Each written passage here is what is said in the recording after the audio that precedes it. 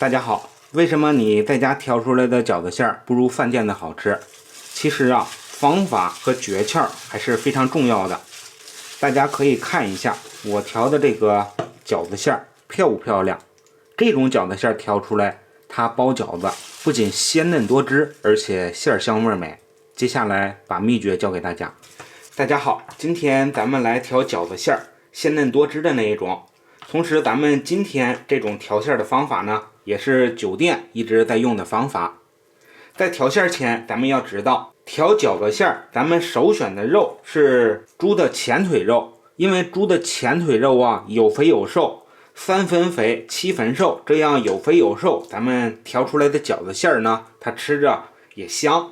接下来呀，咱们就开始调制。加入生抽40克，老抽调色6克。食用盐10克。接下来大家注意，这个准备葱姜水，这个葱姜水的量是非常重要的。咱们今天调制的肉馅呢，我是以500克肉馅的比例来调制，葱姜水的量为250克，也就是半斤。现在我们把葱姜水全部倒进肉馅当中。现在呢，大家可能有一个疑问，这么多的料汁水，这么点的肉馅儿，会不会料汁水太多了呀？咱们调出来的饺子馅儿会不会太稀呀？其实咱们今天的这个比例啊，它一点都不多。大家可以看一下我是如何调制的。饺子馅儿如果要是想要做到鲜嫩多汁，首先就是这个料汁一定要足，只有料汁足了，咱们这个肉馅儿才能鲜嫩。料汁水越足，咱们调出来的饺子馅儿它就会越鲜嫩多汁。把这个肉馅儿充分的抓散，与料汁融合以后，咱们把五指分开，朝着一个方向，这样顺时针的搅拌。顺时针搅拌，好处就是肉馅儿不仅上劲儿快，而且这个肉馅儿吸收料汁的速度也是非常快的。你看我这随便搅几下，这个料汁水就已经完全的被这肉馅儿全部吸收了。所以说咱们这个料汁水量是一点也不多的，是刚刚好的，咱们夹用非常的合适。再稍微的给它搅拌几下，让肉馅儿充分的上劲儿就可以了。全程也不到1分钟，非常的快。大家看一下，搅拌好的肉馅儿非常的漂亮，粘稠度也非常的好，刚好合适，不稀也不稠，对吧大家？下面呢是我们给肉馅儿锁水的环节。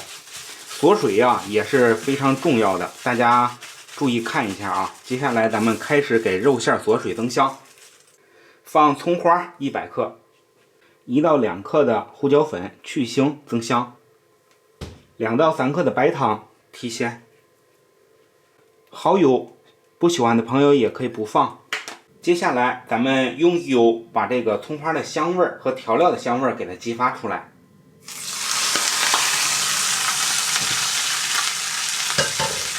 接下来大家注意，我所用到的油它不是菜籽油，而是咱们常用的大豆油。因为调饺子馅用到的大豆油属于浓香型的食用油，可以提升饺子馅的口感，吃起来咱们这个饺子馅啊口感也是比较润的。咱们除了这个豆油呢，还需要一种油，就是香油或者葱油都是可以的。我这里用的是自制的葱油，葱油也有提香的作用。咱们用这2种浓香型的食用油呀，调出来的饺子馅啊，它才会吃起来的口感还是比较香的，而且口感也比较的润。此外呢，还有起到锁水的作用，可以说是一举两得。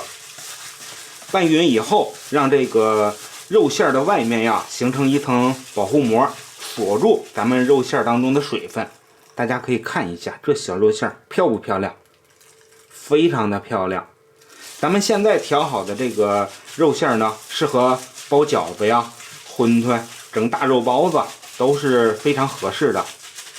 馅儿香味儿美，咸嫩多汁。现在闻着也非常的香，特别的香，这小馅儿。